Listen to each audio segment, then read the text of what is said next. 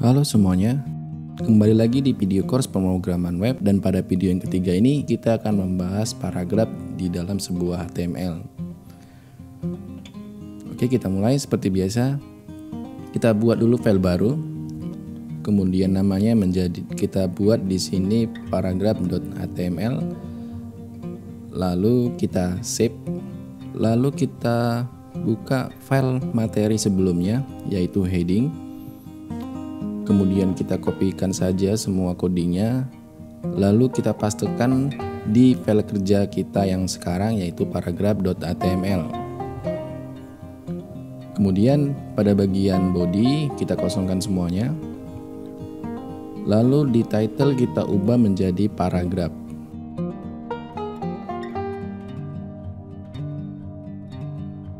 Selanjutnya kita mulai untuk menuliskan tag paragraph. Paragraph ditulis dalam sebuah P.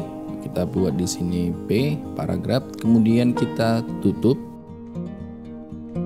Lalu kita akan mengisi paragraph ini dengan berita. Kita cari beritanya. Saya ada contoh berita dari kanal sportdetik.com.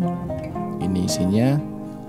Lalu saya copy dan kita pastekan di dalam tag paragraph ini. Oke, semuanya sudah tercopy. Kemudian kita save. Dan sekarang kita lihat hasilnya di browser. Kita double klik filenya, lalu akan tampil di browser. Dan ternyata di browser tampilannya seperti ini. Padahal kalau kita lihat dari sumber aslinya, berita ini memiliki beberapa paragraf. Namun di sini menjadi satu paragraf. Kenapa bisa seperti itu? Karena kita hanya membuatnya dalam satu tag paragraf. Padahal kan itu banyak paragraf, lebih dari satu paragraf.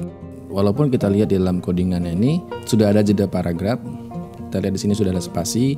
Namun karena tidak ada tag paragrafnya, maka browser akan menghiraukannya. Maka browser akan menampilkannya menjadi satu. Nah, sekarang kita akan masukkan tag paragraf dalam setiap paragrafnya.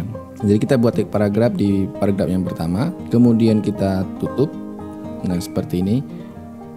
Di paragraf kedua juga begitu, kita buka lagi paragraf, lalu kita tutup, sampai seterusnya.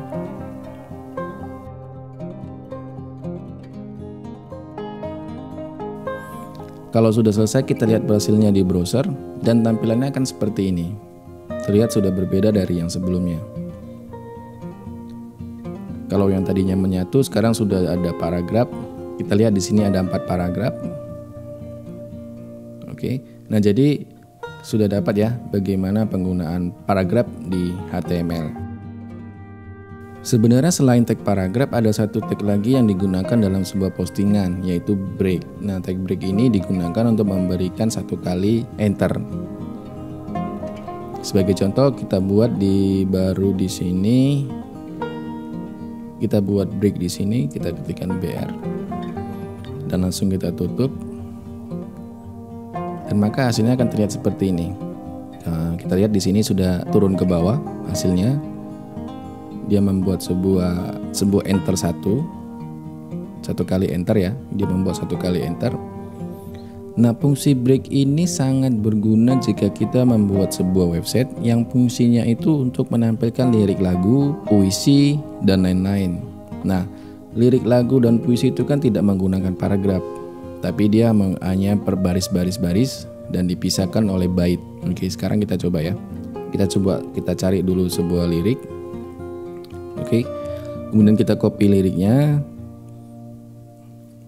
Oke, kita kembali ke lembar kerja kita. Biar gampang dilihat, kita buat di bawah saja.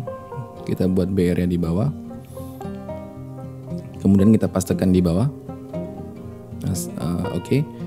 Kalau kita simpan dan kita lihat di browser, tampilannya akan menyatu seperti ini. Ya, kita lihat ya.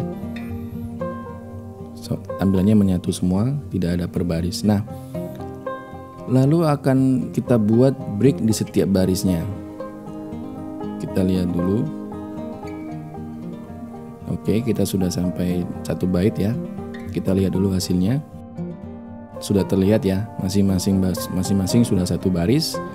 Dan biasanya di antara bait satu dengan bait yang kedua itu ada jarak 1 kali enter lagi.